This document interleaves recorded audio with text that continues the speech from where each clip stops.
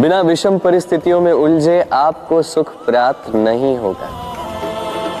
इसलिए निडर होकर संकटों का सामना कीजिए और मेरे साथ प्रेम से कहिए, राधे राधे।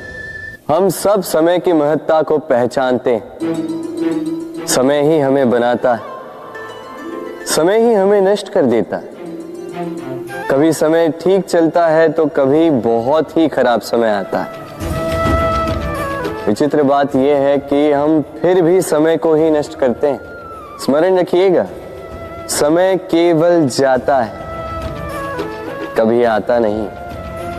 इसलिए समय की प्रतीक्षा में समय व्यर्थ ना करें। जो भी करना है आज अभी इसी क्षण प्रारंभ करें। फिर चाहे वो किसी को सुख देना हो या स्वयं को बदलने का प्रयास करना हो, कुछ भी हो, विलंब ना करें।